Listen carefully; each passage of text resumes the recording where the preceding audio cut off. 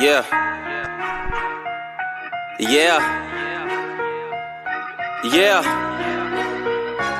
So many lies that you hear from the net, they don't get her respect. She reporting the truth, not a check. You want an unbiased opinion straight from the chest, not a bit accomplice or someone here for a check. Tune in, these are thoughts from a lawyer on a mission who goes so hard it's like she works on commission. Trolls in the comments might say she tripping cause they lack the knowledge they don't know they missing. Got a couple current events that you like, wanna know about law from the eyes. Tired of all these blogs running lies because their agendas are disguised. Tune in to the intellect, cause I'm sure y'all missing all the facts of the case that she steady is gifting. Someone here for the people, man, it's so uplifting. If you ain't subscribed yet, then you just omitting facts.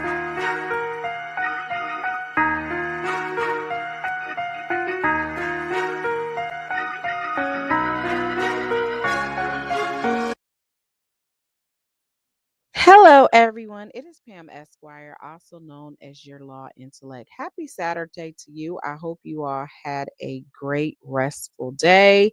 If you were with me yesterday for the Diddy sentencing, shout out to y'all. You guys said we ain't going nowhere. When I tell you we hung in there until the very end, the highs, the lows, the emotional roller coaster, all for Diddy to get 50 months. He'll probably do 2.5 years and not even all in prison because he actually does have a noted drug addiction and he may get drug court and all of that. Nonetheless, his attorneys did come out and say that they do plan on appealing. Now, I agree to the extent that the issue of whether acquitted conduct should be a part of the sentencing decision after that amendment needs to be fleshed out by a court of appeal. So from that standpoint, I agree. As it pertains to the time, I really did think the time was pretty decent. But that's just me. I predicted 2 to 5. They did 4, so we did it. We usually guess pretty well over here. But anyway, that's yesterday's business. Today, we are here to talk about Tyler Perry. We have been following a lawsuit that was filed by Derek Dixon, who has also just recently, maybe a month ago now, has done a interview of which he alleges some inappropriate behavior regarding Tyler Perry. Well, Tyler has responded. One of the things that I told you all is either he's going to respond and answer the complaint, or he is going to respond with a dismissal. And a request for a motion for summary judgment can be based on varying reasons. And he has done his based on jurisdiction because it was filed in California. So that is the basis of which he has filed this motion. So I'm going to speak to some of you all. You guys know what to do. Hit that like button. Welcome to all of the new subscribers. We did get a great number of subscribers in the last couple of days, especially um, covering the Diddy sentencing. And I hope you stick around. I hope that there are other content over here that you enjoy. And we welcome you with open arms. And again, I know I was a little snippy the last 2 days. And I was talking to Dev. I said, I'm going to try to do better. I really am. I'm going to try to do better because let me tell you my thought process so you guys can understand why sometimes I go a little hard. Because, first of all, the reason why people get sued a lot with defamation is because they don't understand what an opinion is. Opinion means that it cannot be proven to be true or false. That is an opinion. So if I say you are ugly to the mug, that's my subjective opinion. Somebody else might say you're cute, but who really is there as the authority on whether you're cute or not? That's an opinion. I don't like Diddy's personality. I mean, it's in the eyes of the beholder whether you like his personality or not. However, a fact or the truth can be proven to be true. So when you look at the fact that Sean Combs was acquitted of RICO and trafficking, that is the truth. So when anybody comes out and make it seem like he did it, he was found guilty, that would be defamation. You get what I'm saying? So when I know on yesterday it was somebody arguing with me about whether someone's childhood matters when it comes to assessments. It is something that is information of which that does matter. And they were telling me, no, it's not. And that's just my opinion. Well, I am a lawyer.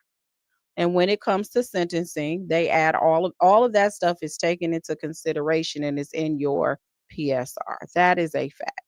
But what I have to do is just come to the conclusion that when people don't want to learn, just let them not learn. So I'm working on that. All right. And with the help of you all, I think that I'm going to be better. I'm really going to hope to be better, you know? But anyway, we are here to talk about Tyler Perry. You know, Tyler Perry, I did the little song, one of the songs that he had over there on Instagram. If you are not following me on Instagram, speaking of Instagram, please make sure you go follow me at pam.esq. Also, I'm on TikTok where I usually do little clips from these lives for the people that don't want to, miss the live and they don't want to watch the whole thing. Because some people like being on the lives because they like the community and they like to correspond in the chat and they like to go back and forth. They like the banter, so they don't necessarily want to watch the replay, but they want to know what we were talking about. So I do at times do clips. It's not a whole lot. I don't do probably more than one or two per show, and they'll be over there on TikTok if you guys are interested. All right, that's enough of the preliminaries. Good to see you all. Hey, Lonnie, says Chicago. Okay, okay. Thank you so much, Lonnie. Since isn't common. Thank you for coming over here, Susan. Good to see you, Hood Mayor NYC. Thank you so much, April. Hey, Shanika. Hey, Granny the Great. You were one of the first ones in here. Always over here supporting you, girl. I appreciate it. Helen said, I believe.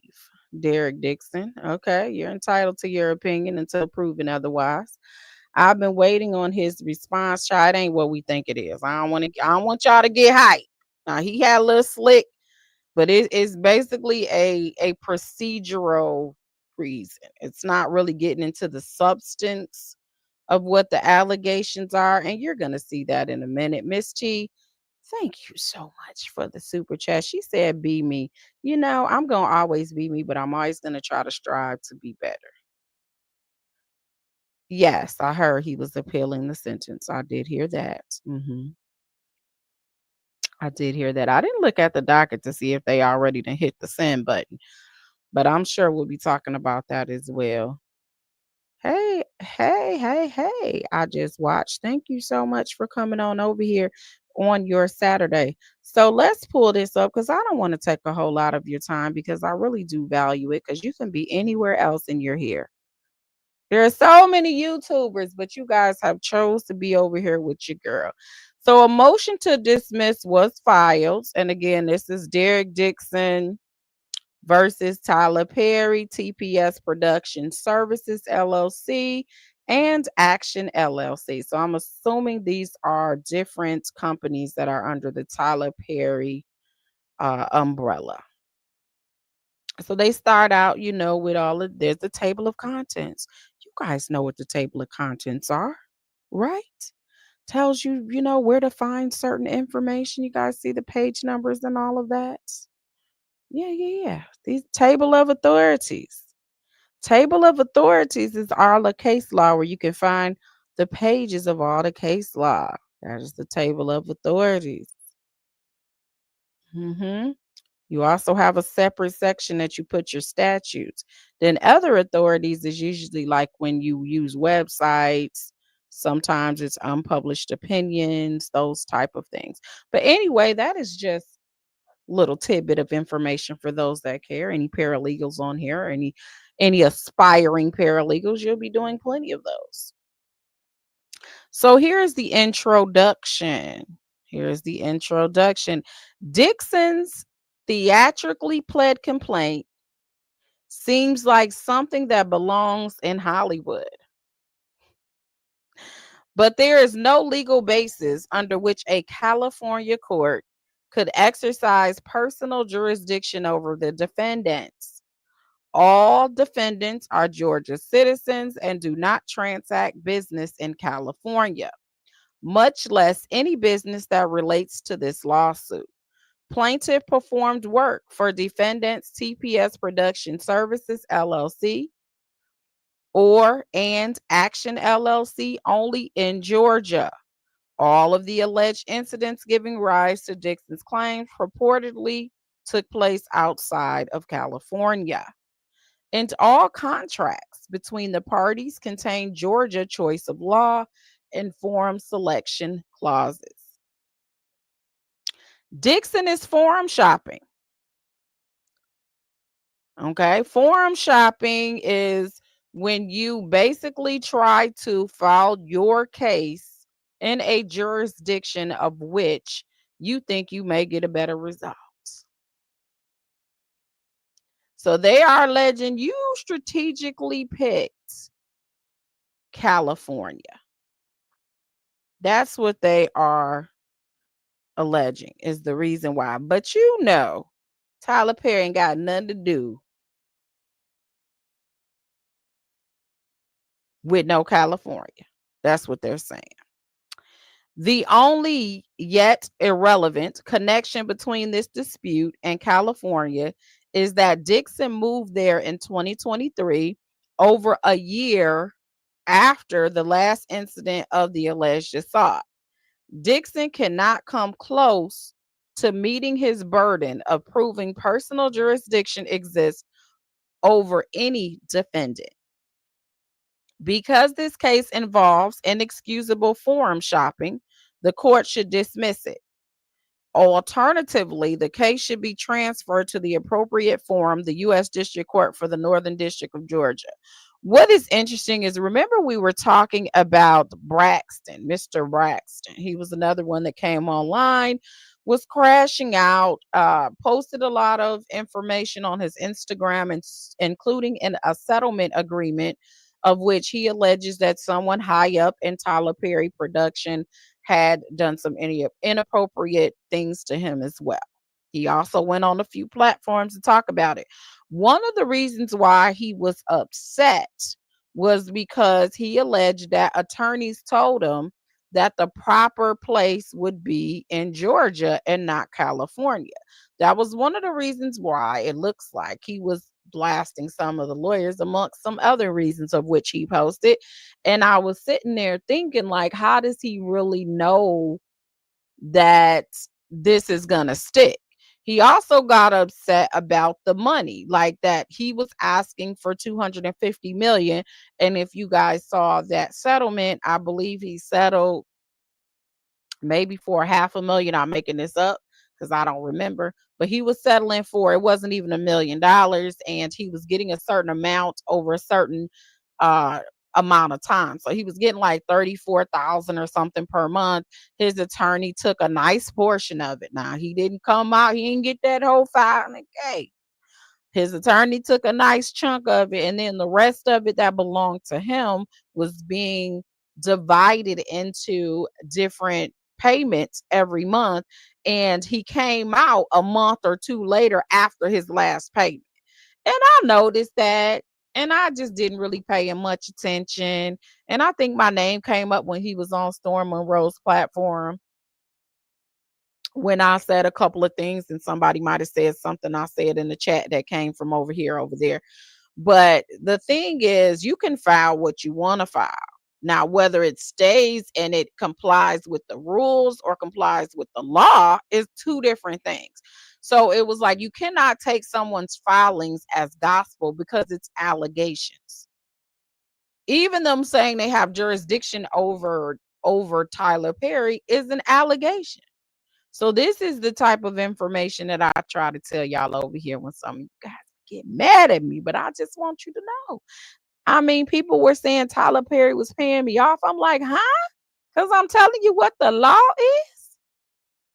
Because the law does not, the way I am telling you, the law is interpreted according to years of case law to support what I am saying. You come to the conclusion that I have to be getting paid off because it's not what you want to hear, which is that you want to believe what they say about Tyler Perry. Whether everything that is said is true or whether everything they say is false, it has to be proven. Right now, it's a he said, he said. We can't, people are going to say one side or another depending on what they care about a person. If they don't like a person, they'll be like, I believe he did it. That's because you don't even know this man, never even been in his vicinity. We all pretty much know the same information about Tyler Perry because we heard it on the internet. So what we have to do in order to be responsible reporting over here is we're going to look at these documents and watch how this unfolds. And some may be surprised at how it unfolds, and some may not be surprised at how it unfolds. But nonetheless, we are going to watch and see what happens. Hood Mayor said he definitely got a better chance in California. Really? Well, you guys know my friend Nikki from Brownstone. She filed a lawsuit because she was saying that, you know, P Valley's looking a little similar to something she had copywritten, and she had actually shopped it to Lionsgate, and they dismissed her case. She originally filed in Georgia, and they removed that joint to California immediately. Okay. So sometimes there are just certain forums that when you look at their case law, every jurisdiction may rule differently than other places. You have some places like in North Carolina, you can still sue the woman if there is cheating. Whoever the woman, you see what happened with Fantasia. There are certain laws in certain states and certain jurisdictions of which you may be able to do other you may be able to have claims that you may not have in other jurisdictions. And so some people will try to find any way to be in a jurisdiction that is more favorable to the claims that they are trying to allege. Granny the Great, thank you for the super chat. Child, I'm supposed to be rich. I'm supposed to be have way more money than I have now. Every time I say anything that is against the norm, because everyone goes off of emotions and I'm just going off of, okay. And I'll tell you when it's my opinion. Do I have opinions about some of these people? Yes, I do have personal opinions based off of, like I said with Diddy, the cheesecake situation. I was like, I feel like he was just proving that people are willing to do anything for a contract. And y'all just fell for it. That's how I felt. Like, and if you don't do it, he can go grab somebody else. Just like I believe women are willing to compromise certain respect for themselves to be his girl. And he knows that. That's my opinion. I don't know him and I don't know them and I don't know their mental state. That is just an opinion. So I have my opinions as well. But regardless to my opinions, when it comes to that, Rico was not proved according to the jury. And trafficking was not proved according to the jury. So it is what it is. You get what I'm saying? That's all. And then if I don't go out here and I'm not windmilling and I'm not doing things in the manner people want me to do, they just like, girl, you getting paid. You on their payroll. That is so old, honey, because according to the internet, Jay-Z, Rock Nation, Desiree Perez, who else I've been accused of? Diddy, Tyler Perry. So I should be living better than I'm living now. I should be able to come on YouTube all the time because I shouldn't even have to do no law. With that type of money y'all putting on me, it's not reflecting in my bank account. I'm just saying. I'm doing okay, but that is not it's not that type of money, okay, as of right now. But yeah, thank you for the super chat. Thank you, Shirley, for the super sticker. I appreciate it. I'm just saying. Child, they be putting me. All right, so let's move on.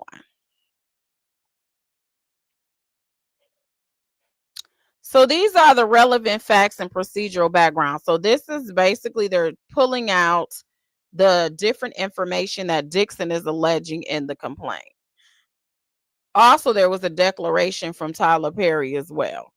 So according to this, it looks like the first part is the declaration that they're talking about on the background, and then they'll get into the allegations. And most of those allegations, when those are being talked about, then that's from the complaint. So they're taking it from the complaint on how he's alleging everything is. So according to Mr. Perry's affidavit, Tyler Perry is a director, producer, screenwriter, and actor for television, stage, and film. And that's according to his declaration. He has lived in Georgia for over 30 years and maintains his permanent residence there. Mr. Perry intends to reside, return, and remain indefinitely in Georgia. He is registered to vote in Georgia and has a Georgia driver's license. Although Mr. Perry owns property in other states, including a house in California, he does not use and has never used any of these properties as his permanent residence, except for 2 cash trips to the Bahamas and Europe and 1 or 2 visits to Mr. Perry's vacation house in Jackson, Wyoming. All of Dixon's alleged in-person encounters with Mr. Perry were in Georgia. Mr. Perry had no relevant interactions with Dixon in California, and Dixon pleads no such contacts. So they tell you to see the complaint, of which he doesn't allege no such contact. So TP Rod, Tyler Perry Productions in action. So now we're going to know about their whereabouts. TP Rod, a media production company, is a Georgia LLC headquartered in Georgia. And that's a declaration from Robin Gordon. TP Rod is a wholly owned subsidiary of TPS Production Holding LLC, which is a Delaware LLC headquartered in Georgia. TPS Production Holding LLC is a wholly owned subsidiary of TPS Holding Group LLC, which is a Delaware LLC headquartered in Georgia. TPS Holdings Group has 2 owners and members. The first member is Mr. Perry, who is a citizen of Georgia, and the second is Perry Well Holding Company, which is a Georgia corporation with its principal place of business in Georgia. TP Rod does not engage in business in California. And Action dissolved in 2023. It formerly was engaged in the same business as TP Rod, so it's probably a production company, and had the same ultimate ownership structure. It conducted no business in California. Dixon was an independent contractor for and Action, and then TP Rod in Georgia between 2009 19 and 2024, working as an actor in the television series Ruthless and The Oval, the film Joy Ridge and Finding Joy, and the pilot episode for a potential series called Losing It. So they got the exhibits for that as well. All were filmed at Tyler Perry Studios in Atlanta, Georgia. Dixon did not perform work for any defendant outside of Georgia. Each time Dixon contracted for a role with and Action or T Production, Dixon executed a performer agreement. All agreements contain Georgia choice of law and Georgia forum selection clause, which is very important. So when people hire me here that are going to do business, when I did entertainment, that are going to do business in other states, such as artists that have their performance agreements, and they're usually independent contracts, like say it's somebody that they're hiring to do a concert, I usually put a choice in law of Michigan, because you don't want your client to have to go all over the whatever state someone sues you in order to find a lawyer. So whatever that pertains to that particular contract, you have to have it fought in Michigan, because if your client hires you within that state, you want to have the ability to bring other people into the state. So you have a clause within that contract that says if it's any dispute, some people have arbitration clauses where you can't bring it to the court. If you have a dispute, you're supposed to arbitrate it, but it'll tell you if you have any issues or disputes, then it's supposed to you're supposed to bring it in that state, which for me it would be Michigan. And if any type for choice of law, the law that you would apply would be Michigan law. So you can't be going to other states trying to apply what their law say. You have to use how Michigan law is. And some people, they'll make their choice of law to conform with the better laws for whatever they're doing. So if I have better laws in California when it comes to something, then maybe I'll make it out in California because I want them to apply those laws. So now they're getting into Dixon's allegations that some of you guys, if you don't remember, make sure you hit the like button on the way in. I would really appreciate that. Lonnie said Tyler Perry got some dough. He should have made him sign that confidentiality agreement. Most of them do have that. However, what he is alleging is SA type behavior. So if you're not familiar, these are the allegations that we're about to go over now. Because some of you guys is like, what did he sue for? Because usually I try to do the little synopsis in the beginning of what the allegations are, but I didn't do that here purposefully because I knew they were going to talk about it in here. So I didn't want to be redundant. So these are the allegations. First of all, Tyler Perry says he denies the allegations. So defendants deny Dixon's allegations. The complaint distorts reality and mischaracterizes a platonic friendship that, as it turns out, Dixon ultimately cultivated for personal financial gain. Notwithstanding and without admitting the truth of Dixon's concocted claims, the allegations in bold relevant to this motion follow. So they start out letting you know Tyler Perry and these companies are denying each and every allegation that Dixon is talking about. And they are saying that he is mischaracterizing a platonic friendship. And they believe that Dixon cultivated this relationship for the sole purpose of what he's doing now, finding a way to get financial gain from Mr. Tyler Perry. But now they're going to go over the allegations in the complaint. Again, these are allegations, and he put it in bold to let us know that's all they are. It's allegations, but they got to put it in the document here. So according to the complaint, Mr. Perry met Dixon in 2019 when Dixon was living in Georgia and working for an event company that coordinated functions for Mr. Perry in Georgia. And that's according to the complaint, paragraphs 50-52. Dixon expressed an interest in acting, and Mr. Perry helped him secure a minor role in the television series Ruthless, appearing in a single episode filmed in Georgia in 2019. And those are at paragraphs 57 and 59, and according to Gordon's declaration at paragraph 10 and 13. In January 2020, Dixon attended a party at Mr. Perry's Georgia residence and spent the night in a guest room. This is in the complaint. Dixon claims Mr. Perry tried to get into bed with him. Despite this, Dixon voluntarily came to Mr. Perry's home in Georgia 2 months later. During this March 2020 visit, Dixon claims Mr. Perry asked Dixon sexually charged questions and grabbed Dixon by the throat in a sexually aggressive manner. This was alleged March 2020 incident. So this is one of the incidents he alleges in his complaint. Dixon was cast in season 2 of The Oval, also filmed in Georgia.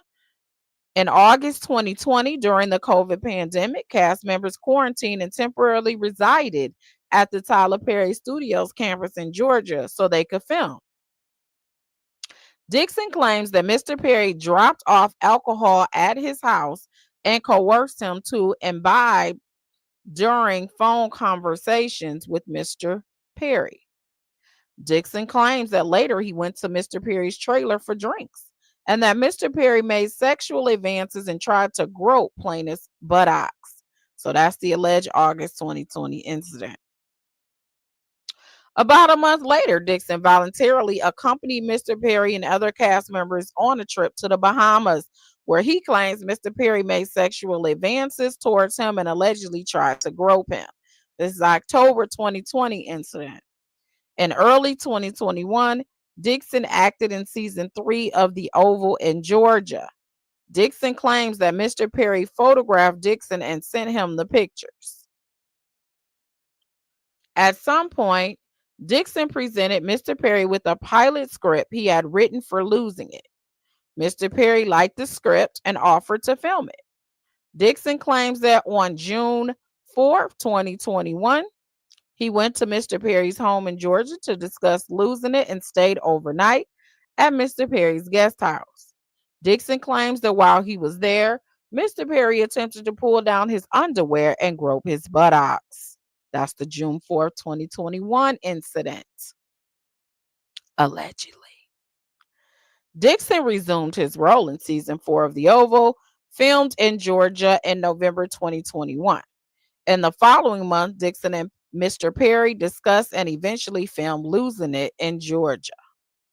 Dixon acted in season 5 and 6 of The Oval, filmed in April 2022 and February 2023 in Georgia. In 2023, Dixon decided to move to Santa Monica. After he moved, Dixon had a small role in the movie Joy Ridge and Finding Joy, filmed in February 2024 in Georgia. I don't even know what that movie is. You guys heard of that? Joy Ridge and Finding Joy. Dixon contracted to act in season 7 of The Oval and breached his contract by refusing to perform. So those are the facts as were alleged in the complaint for those that didn't know what he was talking about. Okay. You said ATL is the Black Hollywood. Mm.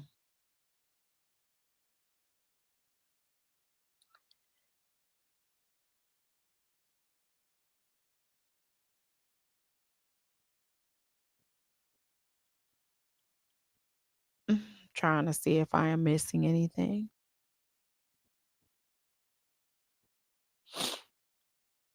Yeah, I am so lost in your conversation because I'm trying to find something that I can maybe respond to, but it doesn't look like I can.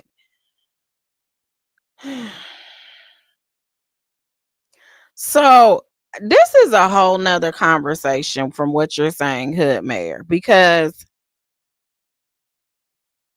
someone filed, and I was just looking at this about 5 days ago. Someone filed another lawsuit, and they were pro se, but it was actually a written complaint. They represented themselves, and they alleged that they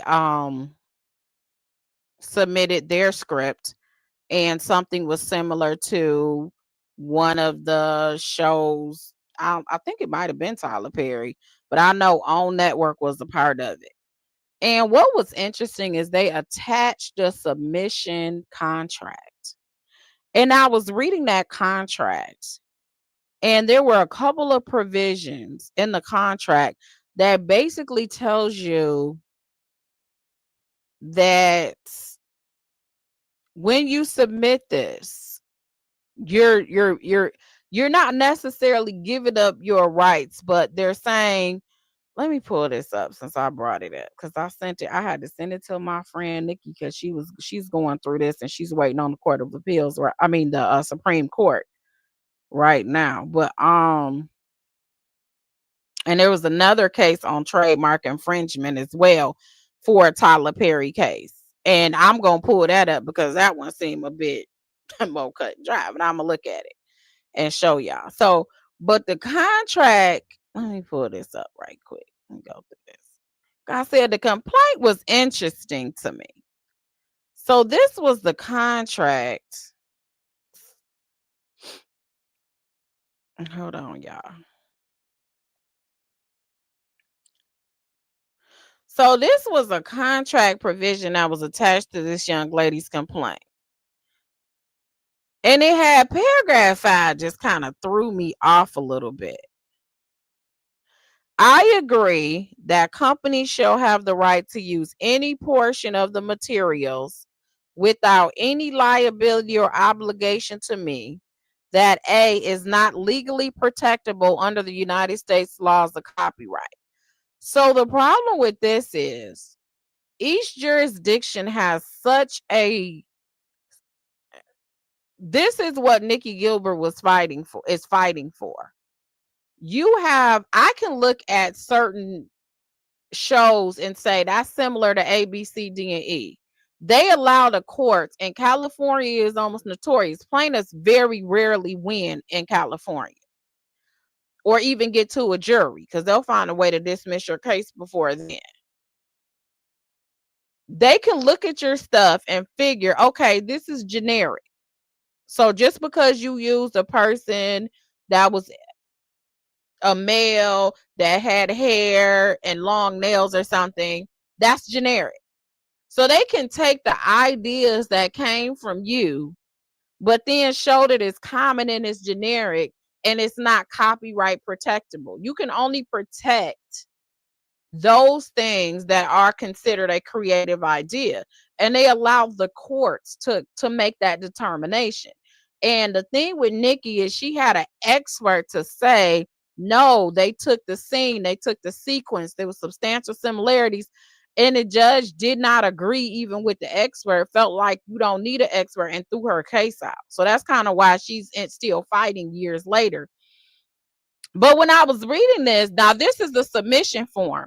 So this is if you are not represented by an attorney and you want to submit your script and idea to Tyler Perry or someone else, they have you sign a contract. So this is what this is. This isn't a Tyler Perry contract. This is another entity.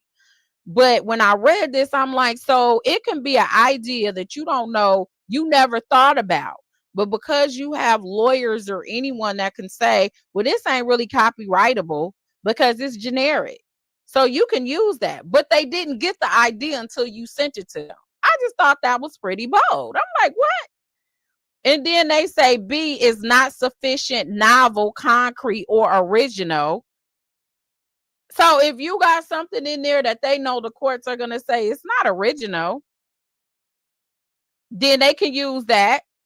It's like they're telling you we might use aspects of your submission and we have ways to define it in a way that it's not copyrightable. So we can still use it.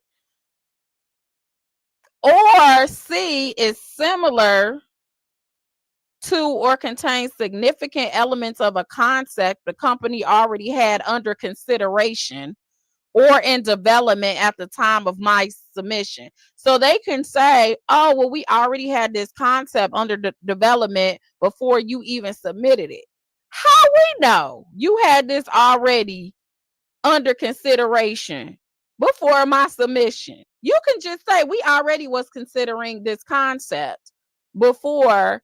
And how do you prove that? Then it has D. Now, this is all of the things that they can use without paying you anything and not be liable. Has been made public by anyone at the time of my submission. So if you done gave put it out there for people to see, what are y'all saying exactly?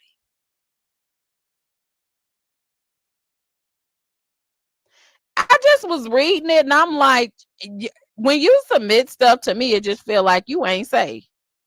That's what it feel like. Like, yo, you may see your stuff all over this here, all on the TV and not get $1 for it. You see what I'm saying? Like, this is what creators are fighting for. And the thing about Nikki's case is she does not get much press about it. She does not get enough press. And it's really messed up. Like, because I was looking at her stuff and I didn't really watch P Valley, but when she did the side by sides and the snippets, I'm like, dang, that show looks similar to me. But the courts is like, no, it was generic. Like, I mean, a woman shows up with a red suitcase and she comes from a rural neighborhood. I mean, everyone got red suitcases. What that matter? Like, it was just kind of like giving that. Like, what you're saying, even though you put it together in this manner, that's not similar enough, even though you copyrighted it. It was copywritten years before P Valley or years before Katori Hall, who is the one that actually they took it, her script. They got it from her. I think the problem is when you come to some of these places and you don't want to give up your work and you say, I want to own it instead of letting them license it, it's a problem. But anyway, I just went off on a tangent. Let me get back on this document here. But I was reading that, I just read stuff sometimes just because. Yeah, these are copyrighted for always. But when it came to Nikki, this lady's was copywritten, I believe, and so was Nikki. It doesn't matter if you copyright it. If your work, if they can somehow prove that your concept is just a concept that everyone wants to use. If they can prove that your idea or how you want to dress your characters is something everyone dresses like that. If even though you're the one that put it together to create a show or create a movie, they can pick and choose different things in your submission as long as it seems common or it's generic. But who is the definer of what generic is? And they allow the courts to do it who aren't even in entertainment. It's just interesting. And I'm gonna show you another one on when we get as soon as we get finished with this on a trademark on that show, She the People.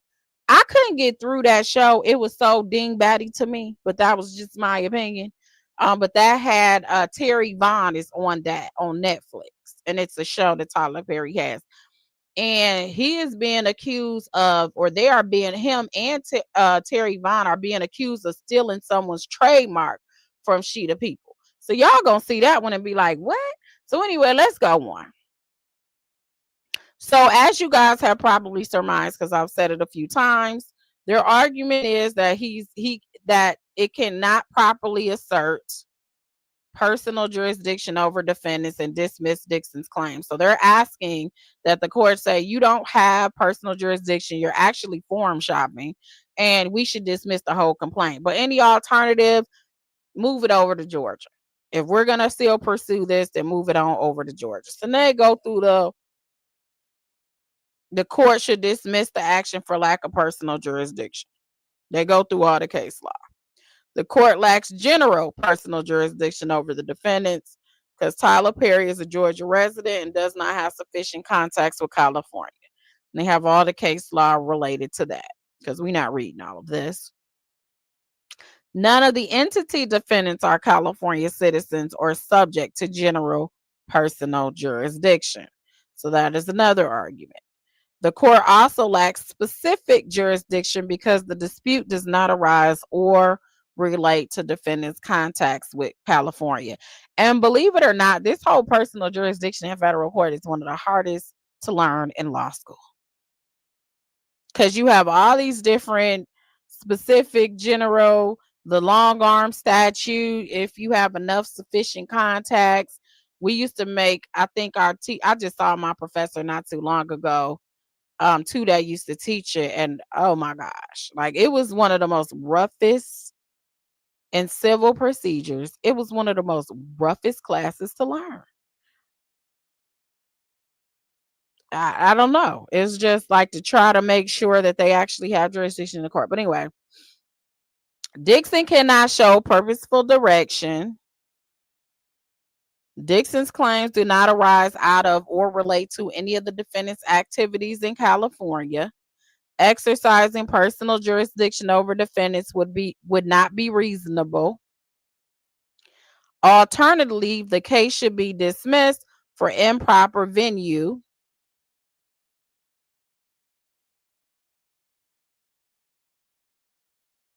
And they're doing it based on the performer agreement. So the court should also dismiss this action for being filed in the improper forum. The presence of a forum selection clause in Dixon's performer agreement overcomes the general rule that removal precludes any objection for improper venue. So when he signed the performer agreement, plaintiff agreed that if a dispute or portion thereof or any claim for a particular form of relief not otherwise precluded by any other provision of this agreement that may not be arbitrated pursuant to applicable state or federal law may be heard only in a court of competent jurisdiction of Fulton County, applying Georgia law without regard to its choice of laws principle.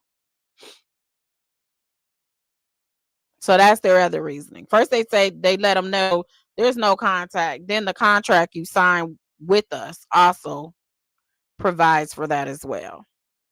Solely in the alternative, it should be transferred to Georgia.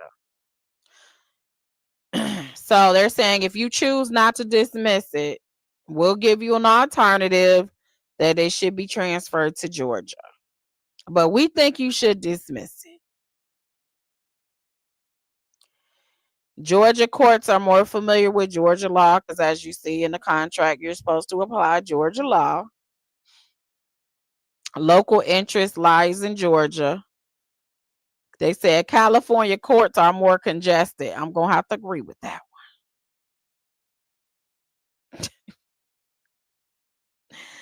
For those reasons, the court should dismiss this action or in the alternative transfer it to the Northern District. So they are basically trying to get this case dismissed on procedural grounds. And that is the update. Did they change the name? Gotta love John. They changed She the People? I didn't know that. Let me know if that's what you're talking about. But let me pull that one too while we at it. Cause it was just really interesting to me. The trademark infringement one, I was like, Tyler, what are we doing? Let me know, Gotta Love Jones. Are you saying they changed the name on Netflix? Because honey, I stopped watching that show. When I kept falling asleep and then trying to rewind it and go, if I gotta rewind, sometimes you just tired when you start. And that doesn't mean the show is bad. But I was rewinding it too many times. I was like, I give up. I just gave up. It's called Miss Governor. Really? Well, y'all want to know why then? Let me tell y'all why. Let me pull up this document. See, you giving me. Hold on. Let me look that up. Thank you for that info. You said Miss Tyler Perry.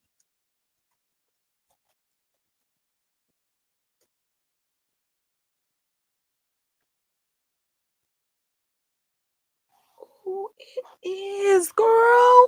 Let me pull that up. You better. Well, let me tell y'all why I got changed to Miss Governor. Because Tyler got sued.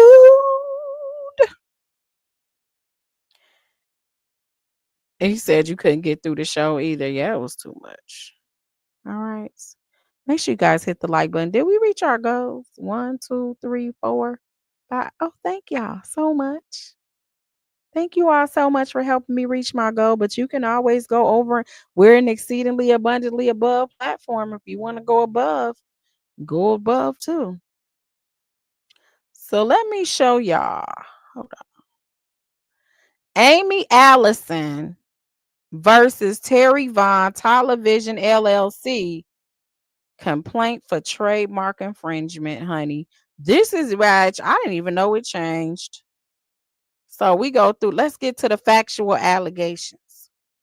Aimee Allison is a nationally recognized award-winning leader and voice speaker on behalf of women of color in leadership, democracy, and American politics. She founded and serves as president of She the People Story CO Power Pack Foundation, STP, a national organization that elevates the political voice of women of color as leaders of a new political and cultural era. Allison owns the following U.S. trademark registrations and applications for She the People trademark. Y'all see that? She got her trademarks in there, got the numbers and all of that. Look at that. Look at all them trademarks she has. She got a class 35, which is providing information, news, and commentary in the field of politics, providing a website featuring information about political issues. She has a class 41. She can do online journals, namely blogs featuring information about politics, educational services, namely conducting conferences in the field of politics. She got class 9, downloadable podcasts in the field of politics, production of podcasts. She has a class 16, printed books in the field of race, politics, and women's and leaders. She said this is her stuff.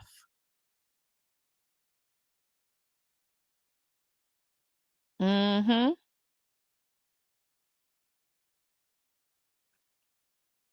Since at least 2018, Miss Allison has used the She the People mark continuously and prominently to identify and distinguish her nationally recognized work to advance the political voice, leadership, and influence of women of color. Under this mark, Miss Allison launched the first national summit centering women of color in politics in 2018, convened the first presidential forum focused on women of color in 2019, and has continuously used the marks across major media, philanthropic, and civil platforms. On September 20th, 2018, Allison convened She the People, the first ever national summit focused on women of color in politics, held in San Francisco. Over 600 attendees from 36 states participated, including elected officials, activists, and emerging leaders. Speakers included Congresswoman Barbara Lee, Dolores Huerta, Alicia Garza, and newly elected trailblazing candidates like Deb Haaland and Rashida Tlaib. Rashida Tlaib is from Michigan. That is one of our congresswomen there, if y'all care. The event was extensively covered in the San Francisco Chronicle and marked the public debut of the She the People mark as a national political force. Allison convened the She the People Presidential Forum at Texas Southern University in April 2019. 8 Democratic presidential candidates, including Senators Kamala Harris, Elizabeth Warren, Cory Booker, and Bernie Sanders, participated in the forum, received national coverage in MSNBC, NPR, The Guardian, The Hill, and Politico, and was the first event of its kind to center the political priorities of women of color. She said, ma'am, I am not new to this. I am true to this. She is the real deal when it comes to this politics. Okay. During the 2020 presidential election cycle and the following years, She the People served as a key thought leadership platform informing political narratives through town halls, organizing tours, and media contributions. Allison published op-eds as founder and president of She the People. She was featured in the New York Times, the Washington Post, Essence, Newsweek, The Guardian, and Teen Vogue. The name She the People has become widely associated with political analysis and organizing in service of women of color. In partnership with Design Observer, Miss Allison launched a podcast under the She the People mark, deepening the public's association of the trademark with multiracial democracy, electoral power, and women of color leadership. Guests have included prominent scholars, journalists, and organizers, reinforcing the brand's standing in political, academics, and cultural spaces. Episodes have featured Tansy McNulty of 1 Million Madly Motivated Moms, civil rights lawyer and activist Maya Wiley, Texas Women's University Christina Bajarno, the Ohio State University Dr. Wendy Smoove, the Kamala Harris Project, California Congresswoman Barbara Lee, Saru Jayaraman, the founder and president of One Fair Wage, and many more speakers and topics relating to women of color and politics. She the People remains active and widely referenced in national political discussions. Currently, the organization She the People is the national partner of the State of the People National Tour from May to June 2025 and Juneteenth, convening with Miss Allison serving on its national organizing committee. She the People is cited by elected officials, journalists, philanthropic partners as a movement definitely defining entity. It is also used as keynote addresses, speaking engagement, and policy events. The trademark She the People continues to appear in conjunction with community organizing efforts and public education around race, gender, and democracy. Miss Allison's activism under the She the People mark has been widely recognized and acclaimed by national media outlets, including Politico, the LA Times, Axios, the Atlantic, Essence, Yes Magazine, The Nation, and more. Y'all know this lady on this name is what she's saying. Relevant consumers closely associate the She the People mark with Miss Allison's work and recognize the mark as her distinctive and influential brand. Miss Allison's writings, commentary, and advocacy under the mark have been featured in the New York Times, The Guardian, Black Entertainment Television, The Griot, Newsweek, Politico, Essence, Teen Vogue, Essence Democracy Journal, and many more. She also produces the national podcast She the People, focused on the power of the multiracial democracy. Miss Allison's consistent use of the She the People mark over nearly a decade has created strong public association between the name and her work. The mark is recognized nationally and internationally as a platform and brand synonymous with leadership development, electoral influence, and cultural storytelling by and for women of color. As such, any unauthorized use of the She the People violates her valuable trademark rights and creates confusion in the public sphere. It also undermines the brand's integrity and the years of investment made to establish the mark's reputation and influence. So this is the part, this how Terri Vaughn got into it. Y'all ready for this? This is how Terri Vaughn ended up getting into this. Okay. In 2020, Allison and STP retained Nina Holiday Entertainment to produce proposed documentary series about women of color in politics. On information and belief at all relevant times, Vaughn was a principal of NHE. So there's supposed to be a documentary series allegedly about women of color in politics, and NHE, National Holiday Entertainment, was the ones they were retained to produce it. And they're saying Miss Vaughn was the principal there. So Vaughn worked directly with Allison on this project.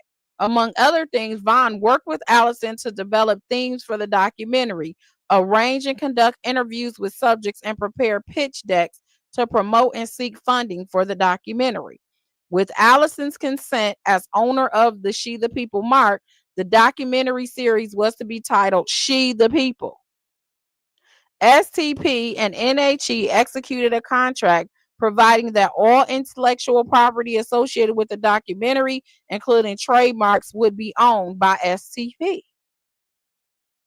Defendants Vaughn and Taylor and Tyler's Vision produced a Netflix series about a woman of color in politics titled She the People. Child, this complaint blew me away. I was like, what? Ray, basically, that's what she was saying. Like, nah, don't be. I work really hard for this brand. And don't be putting me in the same. No, I work way too hard. I'm serious about my issue. What did Erykah Badu say? And that's what she's saying. Don't be, because the show is so airheady and just, it ain't even funny like that. So even in my, this is my opinion, Tyler. I'm just a consumer. But if you're making it a serious, she's built a brand to really engage Black women, specifically in politics, and you turn this into some comedic show on Netflix that ain't even funny like that, I can see her being offended. I could see it.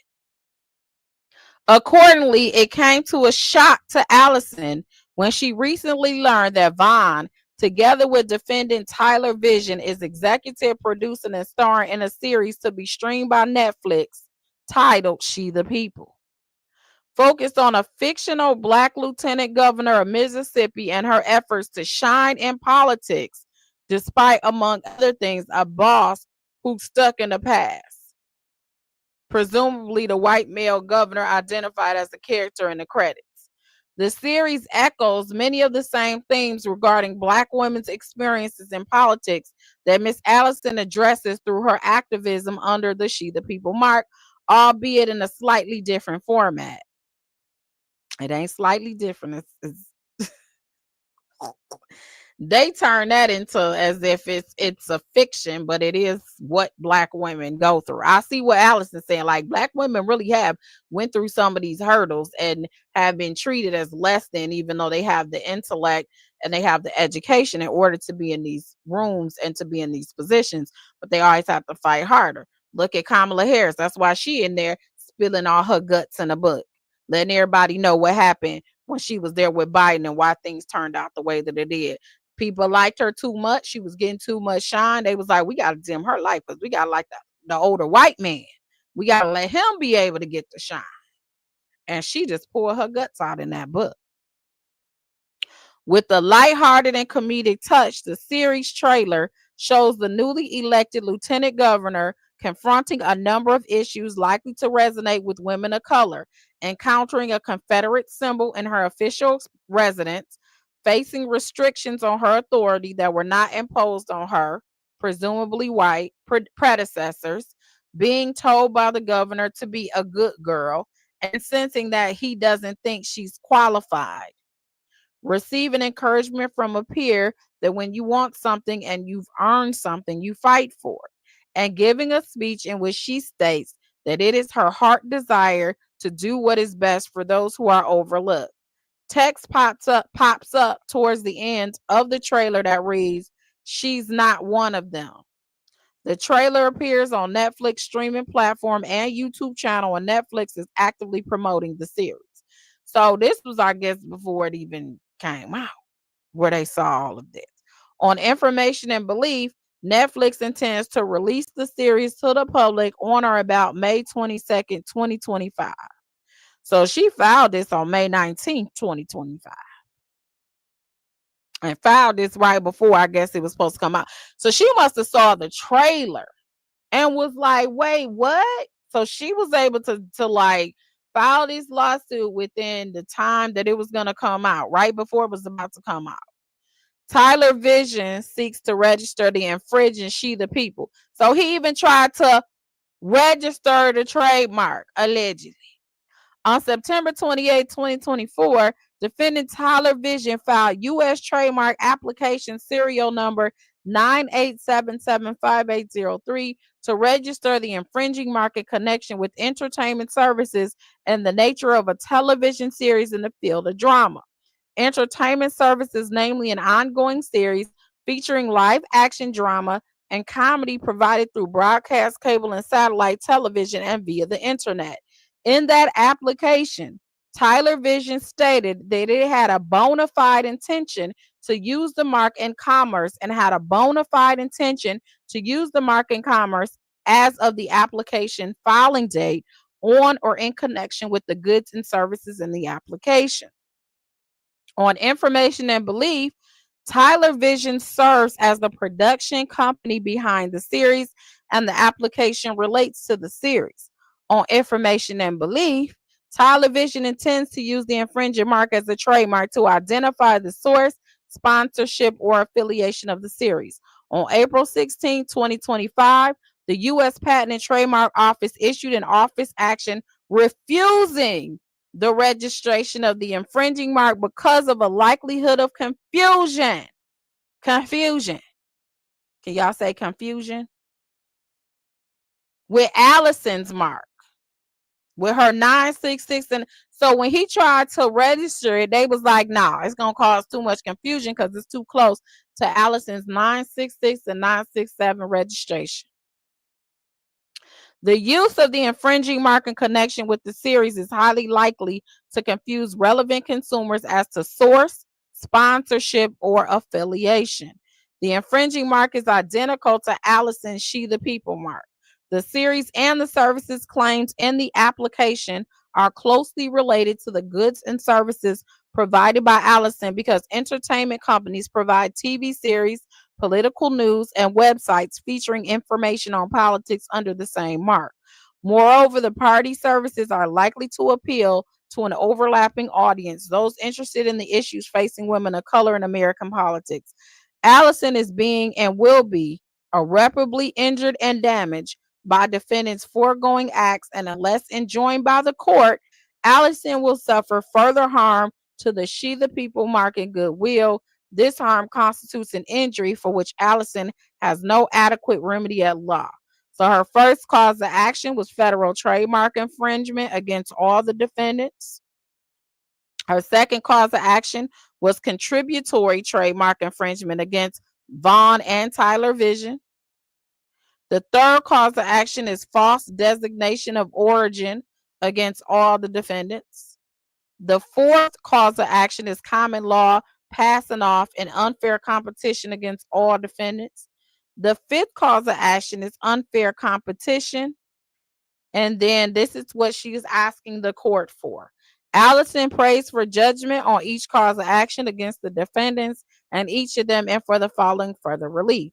Entry of an order in judgment requiring that defendant and their agent, service employees, owners and representatives, and all other persons, firms, or corporations in active concert or participation with them be enjoined and restrained from A, using in any manner she the people mark or any name mark or domain name that is confusingly similar or to or colorable imitation of she the people mark, and B, any act or thing calculated or likely to cause confusion or mistakes in the minds of members of the public or prospective customers of she the people products or services as to the source of the products or services offered for sale, distributed, or sold, are likely to deceive a member of the public or prospective customers into believing that there is some connection between Allison and defendants. A judgment ordering defendant to engage in appropriate corrective advertising. Looked like he had already changed the name according to what we looked up. It's called Miss Governor now. An award of damages pursuant to 15 USC section 1117, including but not limited to costs, attorney fees, and prejudgment interest in an amount to be determined. A judgment for enhanced damages under that same section and punitive damages under law as appropriate. A judgment ordering Tyler Vision to take all steps necessary to expressly abandon or cancel any trademark application or registration it may have in the U.S. for the She the People mark, and an order compelling the Commissioner of Trademarks to deny U.S. trademark application serial number 9877580 for pre and post judgment interest and all awards for which they are available, a preliminary and permanent injunction relief prohibiting all defendants, their officers, agents, successors, and assigns, and all persons acting in concert with him from further acts of direct or indirect trademark infringement, and for such other relief as the court deems just and proper. And there is a demand for a jury trial, and plaintiff demands a jury trial on all issues qualifying for one. So that was actually a lawsuit that was filed for trademark infringement for the She the People, who is now called Miss Governor. So my point is, y'all, thank you for the super chat, Granny the Great. I appreciate you. My point is, when it comes to this, a lot of people have creative ideas, and the problem is there is it's limited ways to protect. Now, in this case, it wasn't that, even though they probably got some of the ideas from her being able to do the documentary with some of these people, it probably is like ding ding ding, this could be a comedy on to show how people are being treated. It may have been the inspiration, but she's not suing them for that. First of all, she filed this before the shows, I think, were even released. So she probably didn't even know. She just did that. You took the name. So it'll be interesting to see if she feels like a lot of the, maybe some of the plots and twists in there were also a part of documentaries or stories of which were a part of the documentary that Vaughn and this organization or company, production company, was shopping for her. So this is going to be interesting, but this is a whole nother situation. A lot of people, they just don't really talk about. And I think it's because it's just one of those situations where everybody's not creatives. And so they don't care about the protection, of creatives. When it came to music, we know that recently with the Diddy situation of them saying, or TLC, remember we heard about TLC, how they were going out and they was broke. We don't really pay attention till people come out with these dramatic stories. But when you look at like what I showed earlier, that contract,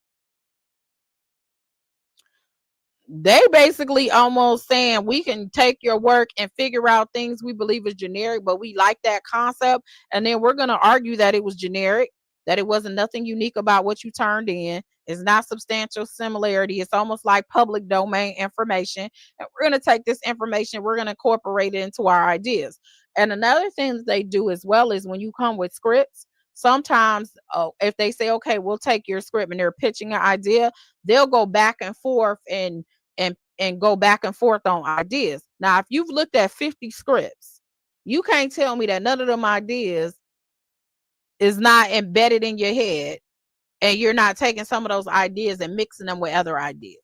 So what they'll do is try to kind of mix a bunch of ideas, and they probably, so if you get 10 scripts, and you decide to take piece by piece by piece by piece from all of these scripts, then you can't, one person can't say you took from them, because you just took a little bit here, a little bit there, a little bit there, a little there. So really, honestly, some of these people are millionaires and billionaires, and they probably are, based off of just your average Joe Smo that knows how to create scripts, and they just kind of bounce off each other with ideas and they put it out there. So it's very interesting, very interesting.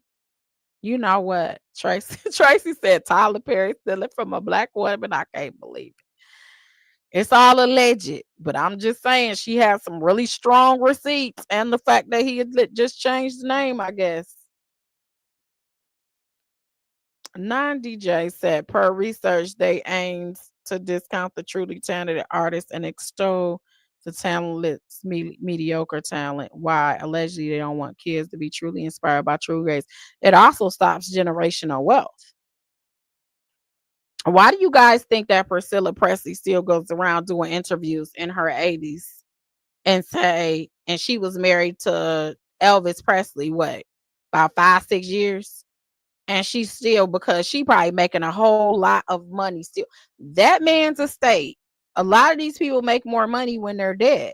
So just imagine you have a big impact and influence on this world, where people continuously to this day, we still listen to Michael Jackson like he came out last week.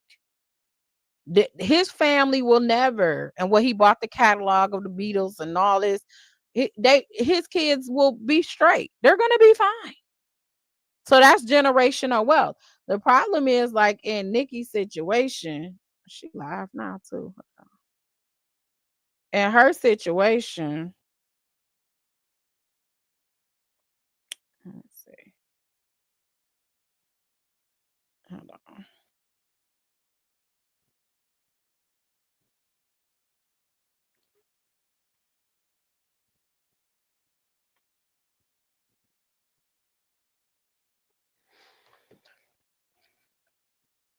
The problem is when, so Tyler Perry, one thing about Tyler Perry is he went in and he did a deal with Lionsgate, of which, according to him, he owns everything. He didn't allow them to take his property. Like, that's what a lot of artists have an issue with. They come in, they let them take their property, their songs, and they own them, and then they're publishing, and then they have to go, and the copyright allows reversion after 35 years.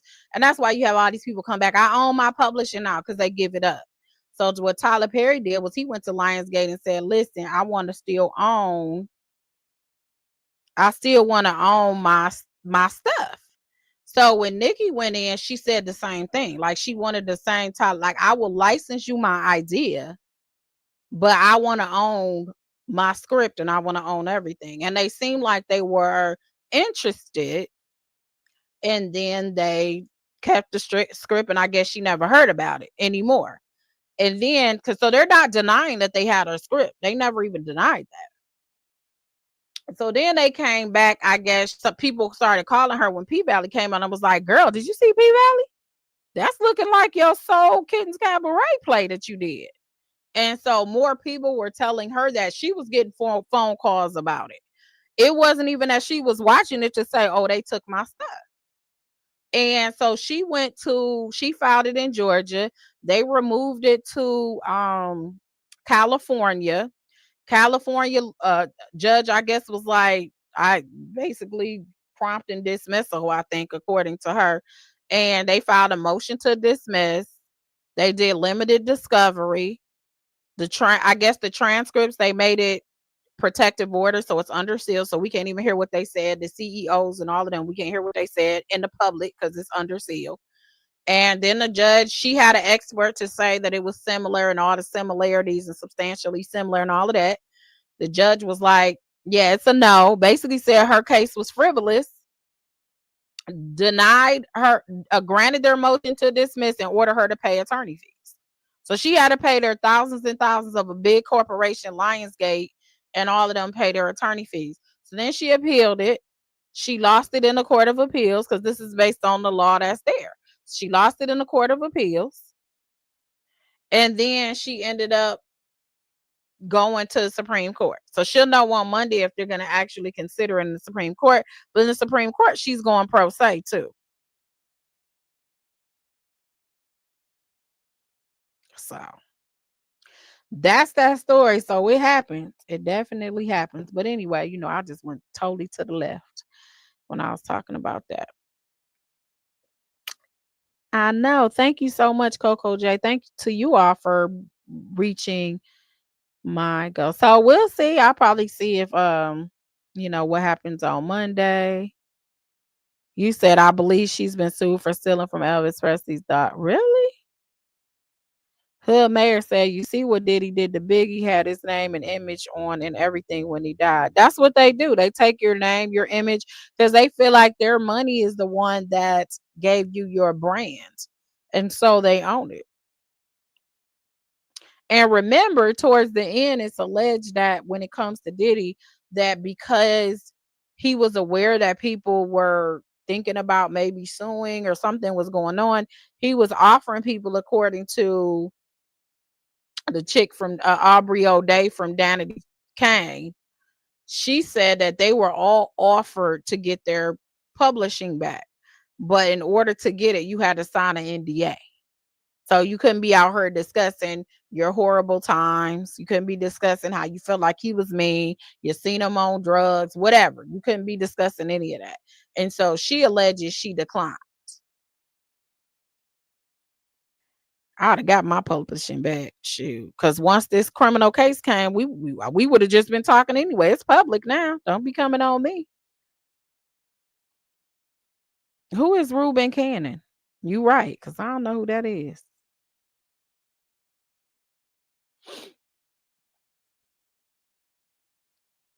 You have to tell me who that is. Miss Sam's reading on Priscilla Presley enthralling. Readings like what? Are you talking about a book? Are you talking about some old psychic stuff? I don't do the psychic stuff. Starfish said Diddy messed up with Sting and Sting gets paid. Yeah, she's went to the I told her, I said, girl, I ain't even went to the United States Supreme Court. So you better than me at this point. Yeah, she's trying to, they decide whether they're going to hear it on Monday. Yeah. My ex is a musician. Here's the thing, the mathematical thing, the money the label puts up initially to produce your first effort market, they recoup that and want more, like they want the yeah. So for those that don't know, yeah, how that works. So if you get they give you $2 million up front, say they give you $2 million, everything you do, they basically recoup before you can even make money from whatever percentage or agreement that you have. So if you are doing shows, and the point of going to labels most of the time is they put you in rooms that you can't be in. This is what somewhat helped destroy some of these labels is the ability for us to be online. If you know how to sing, go on TikTok.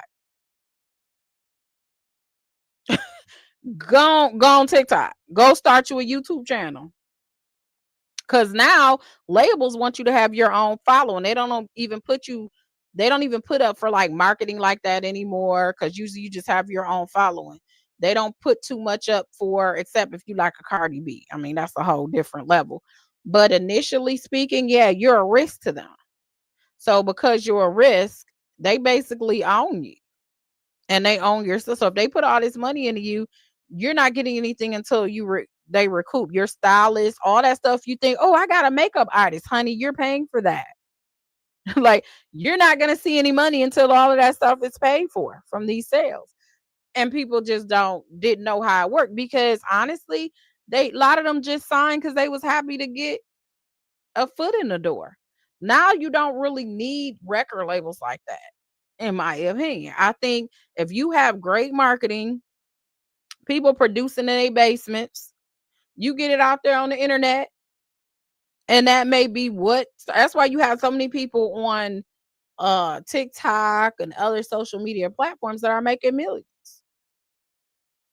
Now you may need, I'm not saying just totally go away with, do away with them, but you don't need them as much as you used to need them. They were gatekeepers of the industry. They're not gatekeepers like that anymore. You can put your own music out on Apple. Now, that's the problem with the streaming. They still found a way to make a bunch of more money than the other artists, because with the streaming, they would like get all this money for the calculations were crazy. So that's why they still fight. They've been fighting to try to get artists paid more per stream, because they get paid like less than a penny per stream. And somehow the companies, these labels, are still making money because they're going to find a way. They're in the business of making money. As the world pivots in a different way, they find a way to make money. So yeah. But the copyright law did do them, a solid by saying after 35 years you can get your stuff back. Hope you live that long. But if not, your family could put in for it. So it is legacy for your family to make money off that. So yeah. There's that, y'all. Isn't who Nick Cannon's father? Hey Christine, good to see you. Reuben Cannon was the first black casting director in Hollywood history. Discovered Oprah, Bruce Willis, and produced The Color Purple. Okay, you better teach us on to that. Wait a minute, let me look him up. Reuben Cannon.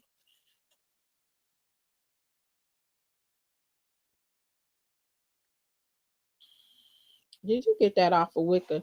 Did you get that off of Wikipedia? Because that's exactly what they saying on here right now, huh? Did you get that off of Wikipedia? Okay, let me see. Y'all hit the like button and subscribe to the channel. So Reuben Cannon was born February 11th, 1946. I like him already. He's born in February. He's an American film producer and casting director. Cannon was the first black casting director in Hollywood. He was the head of television casting for Warner Brothers from 1977 to 1978 and started his own casting agency in 1978, Reuben Cannon and Associates. Through his company, he has cast nearly 100 television series, made for TV movies, and feature films. He won the RTOS Award for Best Casting for Feature Film Drama for The Color Purple, which was the feature film debut of Whoopi Goldberg and Oprah Winfrey, both of whom earned Oscar nomination for these roles, and an early film of Danny Glover. Cannon has also worked as a producer on most of Tyler Perry's television shows and movies. Oh, wow. So he worked on Medea's Big Happy Family. See, Tyler be getting the best, it looks like. Why Did I Get Married To? I Can Do Bad All By Myself. Medea Goes to Jail. The Family That Prays. Meet the Browns. Why Did I Get Married? Daddy's Little Girl, Medea's Family Reunion, Diary of a Mad Black Woman, Woman Thou Art Loose, Love Don't Cost a Thing, and Dancing in September. So all of these dang near is Tyler Perry. Wow. That's interesting. Thank you so much for that information. I like learning new things. Yes, I do think he has a chance of winning. I do think Tyler Perry has a chance of winning a dismissal based on jurisdiction. Not honestly, I think they might transfer it, if I were to be honest. But if they dismiss it, it will be without prejudice. And then he'll bring it back. Probably in Georgia. And that's why I said dismissal, yes, dismissal is appropriate, but to do it, it would probably be without prejudice. So he'll be able to bring it back unless there's some type of statute of limitations he was running against, then he'll be able to bring it back. And then if he brings it back there. So just transferring it over to the court almost is the same thing if he plans on refiling it.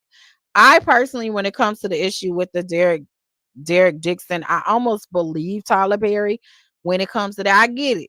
A lot of people don't like him like that. But when it comes to that situation, I do think that it seemed like a little plan. That's what I was getting from the text messages. It felt like he was conjuring up a backup plan just in case he ever got fired off of any of them shows. or because he knows that everybody was disposable, because it seems like Tyler Perry let y'all know this is his stuff and he can do what he want to do. And I think he did try to befriend him and maybe get personal as far as feeling safe, and he probably thought that this man really was a friend. And was it looked like the text was a little flirtatious at times. So I don't know about the platonic nature of it or not. But what I do know is that it does seem like a setup. That's what I gathered from it, that this was the ultimate goal at the end. And I feel like because Tyler Perry didn't pay him all the millions he wanted and asked for, that's why he did that interview, because he waited about almost to the end of the time to serve the complaint. So we talked about this 3 months ago. That's why a lot of people don't remember it. We talked about this a while ago. He waited some months. I kept waiting, like, okay, so everybody's talking about it, but he hasn't even served Tyler Perry yet. Like, he hasn't served him. He hasn't served the companies. He hadn't served anybody. So he waited until he served him almost towards the end, I think, of maybe a month or less. That was less before the summons would expire. And then he served him. And then a couple of weeks later, after serving him, he did this big interview after he served him. So I feel like he was sitting back to see if this was enough bad publicity for him, where he'll just pay and move on. So when his attorneys entered an appearance, I was like, oh, nah, Tyler Perry looked like he's going to try to fight this.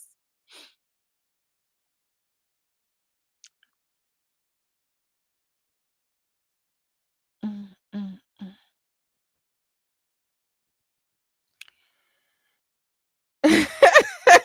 Just Lisa said, TP is still sitting on his porch saying, you can't get my money. The woman he chose said it sounded to me like the guy was trying to bait TP that's what I was getting. And that's why people in the comments said that I was being paid by Tyler Perry. I'm like, it's just my opinion. Why are you the only one that can have an opinion? I'm not saying this is a legal basis. I'm just saying it's my opinion. I can't prove whether it's true or false. It's just my opinion. Based on the information, it felt like that. So then when Tyler Perry just put it in his document and said it looked like you did this and befriended him for financial gain, that's what he's saying in the document too. So that was my opinion of it. Had nothing to do with any legal basis or any real information, because I don't know these people. So yeah. So anyway, y'all, I'm out of here. I'm about to go eat me some food. I hope you guys have a nice night. Thank you all for jumping on here with your girl on a Saturday. It means so much to me. Now I'm gonna have to change this thumbnail and title, because now we done talked about trademark infringement. But wasn't that trademark infringement interesting? So with the trademark infringing too, for those of you that care and thought it was interesting, Terry Vaughn answered the complaint. Like, they didn't try to dismiss it off the pleadings, because the pleadings was tight. So I think they would have to go through discovery. I think it's gonna end up settling personally. And then if he already changed the name, you done almost did some of the prayer for relief. So to me, it looked like he was trying to conform with some of the prayers for relief. But I also believe that because it was actually aired on the network and it was utilized and he made money, probably some money. He probably made good money that first week, because all of us are going to look and see what it is. But subsequently, like, I didn't really go watch all the episodes, because I was just like, I think I fell asleep. So I may have went through all the episodes when I was napping. But as far as me physically watching and telling you what the episodes were about, I couldn't tell you. I remember it was one show. I don't know if I woke up, but she was like, she kept being told to go to the places of which the governor didn't want to go. So she was like, they lied and said they were building an Apple store, and she went to some site and it was an apple orchard, and it was a bunch of white people who was upset from the community because they thought it was going to be an Apple store built over there in their community, and that's what the governor allegedly told them when he was running.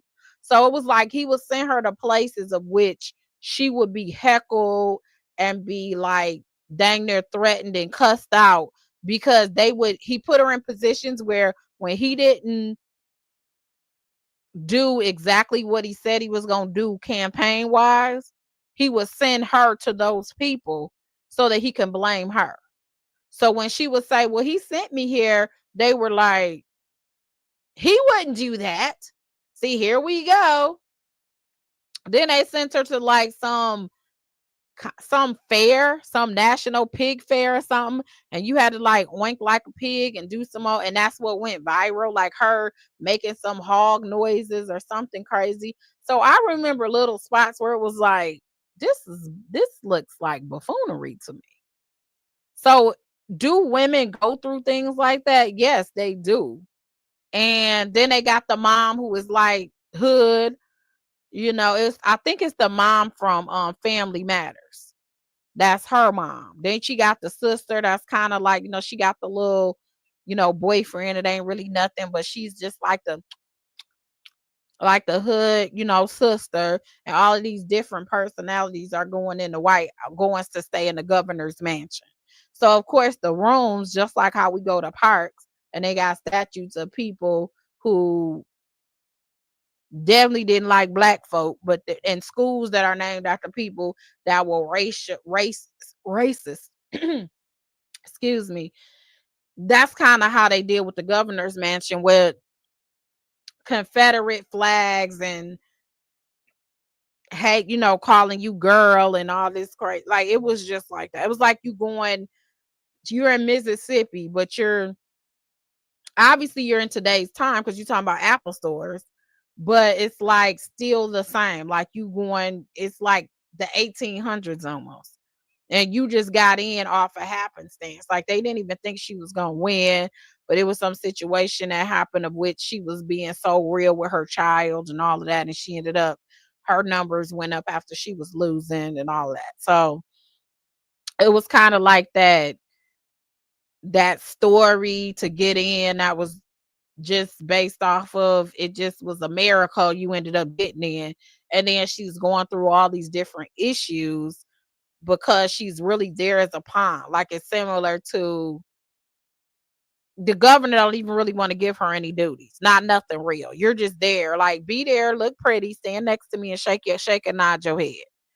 Didn't want to utilize any of her ideas. She kept trying to get meetings with the governor. He wasn't really trying to give her any meetings. It was very racial undertone, and it was turned into somewhat of a comedy. Like how the family was ready. Oh no, they didn't. Who they talking to? She not available. The governor didn't want to talk. Like she had her sister who's, has a little hoodish personality, and nothing's wrong with the hood because I know I'm from there.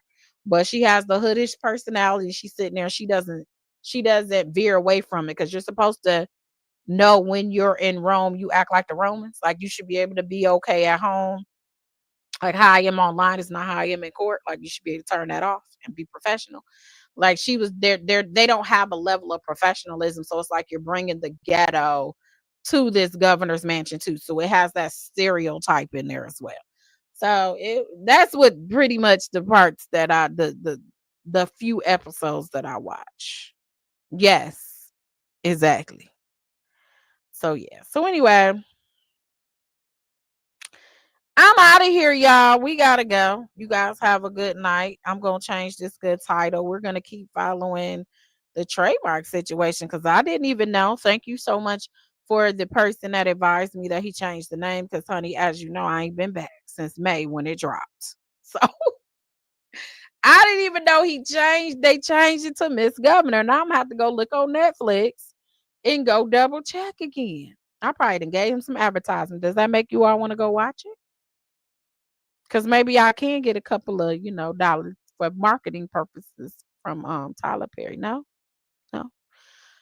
So anyway, we'll see what happens on Derek Dixon. We'll see what happens with this lady who is saying there was a script. I don't know. I don't know. With hers seem a bit compelling. She had the contract attached, but I don't know with her. So we'll see. It's kind of touch and go with that case. But the trademark case seems like it might get some smoke. All right, because she filed this right before it was released. And yeah, and the name did change. So it looks like they are trying to comply with what her prayer for relief was. So I think they kind of know. somewhat, if I were to guess. You said it sounds crummy. Listen, I don't want him coming on talking about he ain't getting no views because of me. I'm just telling you what it's about. And I'm telling you that I didn't care for it. But one of y'all might be interested. Who knows? But anyway, I could chit chat with you all day because you guys are my favorite people in the world, aside from my family, aside from my husband and my kids. You guys are the most favorite people that I have in my life. So, anyways, I'm going to talk to y'all later. Have a good night.